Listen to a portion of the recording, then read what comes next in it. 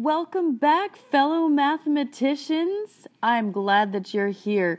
Today we're going to be talking about function inverses, and I know you're going to love it. It's going to be so much fun. This is going to be one of those videos you're going to watch over and over and over again because you're going to love it. I know it's just going to be the best thing ever. So make sure that you are taking, I have to say this, really, really good notes because you will need them. I promise. It's good stuff going on right here. So make sure you're taking notes in your notebook. Okay, so first idea, what is an inverse? Here's the key concept box from your textbook that says this diagram shows a relation R, which is a function, and its inverse, which is not a function. So if you notice the inverse of R with the domain 1 and 2, notice how both the 1 and the 2 have two different arrows, meaning that those are cheaters. So therefore, the inverse is not a function, whereas the original relation R, every number has a single arrow, so that is a function. Okay, that's not the important part. Doesn't matter if it is a function, is not a function, whatever. Here's the important part. It says the range of the relation is the domain of the inverse, and the domain of the relation is the range of the inverse. Okay, so that's a lot of words. What does it mean? Domain is X, range is Y. Yes? Yes. Okay, so what that means is that the original range now becomes the new domain whenever you take its inverse. So what was Y now becomes X in the inverse of that. Okay? So the same thing for the X. What was originally X as your domain now becomes the range of the inverse. So quite literally, I'm taking all of the numbers from my domain, X, and now they become the range, Y. And then all of my range numbers, Y, are now the domain numbers, X. So really, literally, they just switch places. All of the X numbers become the Y numbers. All the Y numbers become the X numbers. That is an inverse. So let's look at an example. Okay, so for example, let's look at this. Okay, so here's a mapping. Okay, well, never mind, I don't want to do that. Okay, so let's do a table. Well, that's not very pretty. Okay, so let's do this table. Okay, so here's a table that shows, here's the X and the Y, okay, using these specific numbers. Well, this is representing our function. So then now we need to figure out what is the inverse of that function. By the way that you would represent the inverse using function notation, f of x is the function notation we're used to. So to represent the inverse, you put this little -1. That means inverse. That's not an exponent. I'm not taking f to the -1 power. That means inverse. So I'm taking inverse of the f function, okay?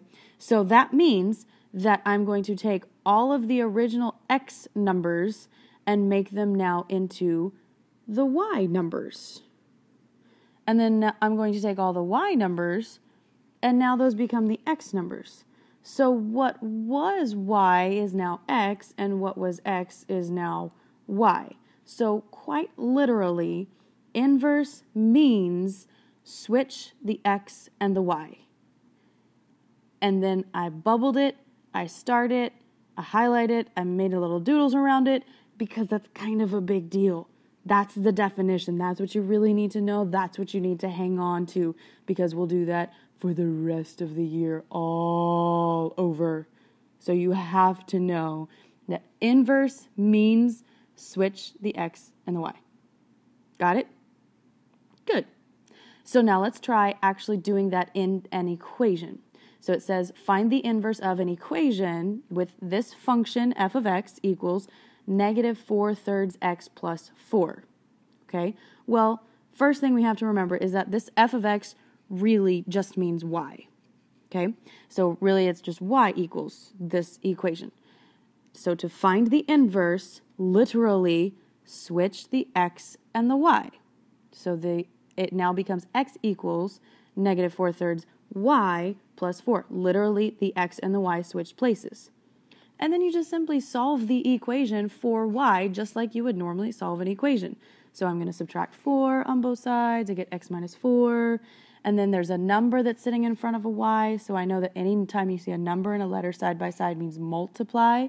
Side by side means multiply. The opposite is divide. So then I'm going to divide by negative 4/3. But wait, how do you divide with a fraction? Does anybody remember? How do you divide with a fraction? Oh, that's right. We have to switch the fraction and change it to multiply instead of divide. So dividing by negative 4/3 is the same thing as multiplying by negative 3/4. I know, it's weird, but it's a thing. It's actually a rule whenever you divide with fractions. There's a rule that you used to know way back in the day, but we don't use it very often, so you probably kind of forgot. So my equation now becomes y equals negative 3/4 times all of the quantity of x minus 4. So then if I'm writing that in formal mathematics, writing it with function notation, I would say the inverse of f, so f to the negative 1 power means inverse of f, is negative 3/4 times the quantity of x minus 4. Okay? Not terrible. Using algebra. Okay, let's try another one. This time let's do g of x equals x squared plus 8. So not as complicated because there's no fractions. So again, remember that g of x just means y. F of x, g of x, h of x, k of x, whatever, all of them, they just mean y. Okay? So the parentheses x doesn't mean I'm multiplying by x. That's not a multiplier right there. It's just a name, literally, just means y. So find the inverse, literally switch the x and the y. So it becomes x equals y squared plus 8.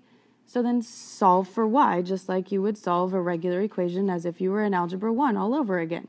So first thing I'm going to do, subtract 8 on both sides. X minus 8 equals y squared. But I don't want my answer to be y squared equals. I want my equation to be y equals. So how do I get rid of the squared? Oh, man. So what's the opposite of squaring? Oh, right. Take the square root. So if I take the square root of both sides, then I end up with y equals the square root of x minus 8. So my equation, y equals, but in formal mathematics, in order to name it correctly, I would say the inverse of g, so g to the negative 1, but it's not really an exponent, but it's g negative 1 means inverse. So the inverse of g is the square root of x minus 8. Okay? Not so bad. You could totally do that. Now here's the next thing. Okay? So listen carefully, read closely. It says that a function f and its inverse, f negative 1, are inverse functions if and only if I do the composition, the inverse of the function of x equals x. So I do the composition, simplify everything, all I have left is x. And, very important, the function of its inverse of x also equals x. So meaning I have to do the composition of each function both ways. So really, this becomes two different problems. In order to show that two functions are inverses, I have to do two different compositions. Okay? So let's say, for example, I have these two functions. H of x is 1/2 x minus 3, and k of x is 2x plus 6. So in order to show that these two are inverses of each other, means I have to find what is the composition function for h of k of x and do the composition for k of h of x. So I'm quite literally taking each function into the other function, going both ways, h into k and k into h. All right, so let's break it down. Here, look at the h of k function first. Well, another way I could write that is literally h of k of x. Anytime you see the parentheses with the function notation, parentheses means of. So I'm taking h of k of x. Notice how k of x is literally inside of the h. So that means I'm going to take the k of x equation, which what is k of x? K of x is 2x plus 6. Take that whole 2x plus 6 and plug it into the h, because it's literally inside of h. So that means that this 2x plus 6 is now going to replace x in the h function.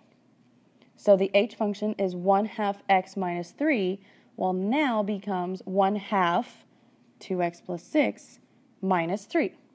Notice how the only difference from the original h function and the new one that I just wrote is that this x literally was replaced with 2x plus 6. So the original 1/2 x minus 3 becomes 1/2 2x plus 6 minus 3. The only difference is that x was replaced by 2x plus 6. Get it? Okay, now do the math. So if I distribute 1/2 times both the 2x and the 6, well, half of 2 is just 1, so I get 1x, or just x by itself. Half of 6 would be 3. And then I end up and keep the minus 3 that I had in the original h of x function. So then I end up having a plus 3 and a minus 3. Well, duh, those are going to cancel each other out and go to 0. So really all I have left is x, which is exactly what that rule was telling me that I'm supposed to get whenever I do the composition. Should equal x. And it does. But wait, I also have to check the other way. So I took the k into h. So now let's look at k of h. K of h, that's what I said. So I can literally write it again, k of h of x. This time, h equation is inside of k.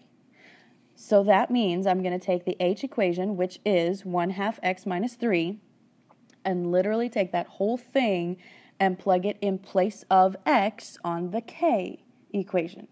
So k equation is 2x plus 6 now becomes 1/2 x minus 3 plus 6. Okay, so same thing that I just did before, replacing x with the other function. So then solve it, simplify it, do what you can to make it pretty again. So distribute the 2, so 2 times half, so half of 2 again is still 1. 2 times a minus 3 is minus 6. Then I end up having minus 6 and plus 6, which those go away. And now, again, I'm left with just x, which is exactly what that rule says it's supposed to. So therefore, yes, these two equations are in fact inverse functions because when I do both compositions, they both answer with just x and nothing else. Now it's your turn. And I did a little smiley face because I know you're so excited. So, your turn. So what you're going to do is find the inverse of, here's the first one, here's a table, list of numbers with the x's and then the y's. So go back and remind yourself of what do you do with a table, with x's and y's, where do they go? And number 2, here's an equation. So using the equation, switch the x and the y, solve the equation. And because I know you loved it so much, you are also going to prove that this function, p of x equals x squared minus 7, and q of x is square root of x plus 7, are in fact inverse functions using function compositions. And I did a smiley face because I knew you're going to like it. So much fun. So, taking both the p of x, plugging it into the q of x, put it in place of x, and then take the q of x, plug it in place of x in the p of x. So going p into q and q into p. So you do it, check and see if you got it, pause the video, work it out, come back. Hopefully you did that. Okay, so now check your answers. Well, obviously, number 1, I'm not going to show you what the answer is. You just literally switch the x and the y. So what was x, 0, 1, 2, 3, is now going to be y. And then what is y, negative 5, negative 4, negative 3, is going to now be x. So your x should be the negative 5, negative 4, negative 3, and the y should be 0, 1, 2, 3. Okay, duh, you could do that. Number 2, you should have gotten the inverse of m is all of x minus 4 divided by 2, because you have to subtract 4 first, so then dividing by 2 is second, so everything that you did before the dividing has to now be divided by 2. So all of x minus 4, the whole thing, divided by 2. And then yes for number 3. You should have been able to prove that, yes, they are functions of each other because they both equal x. So don't forget, quiz tomorrow. If you have questions, I definitely recommend watching this video more than one time. Would be a great idea, but we will definitely work on this. It's going to be a work in progress. Like I said, we're going to use this quite often all throughout the entire year. So if you have questions, ask me. We'll get it done. Thanks for watching. See you next time.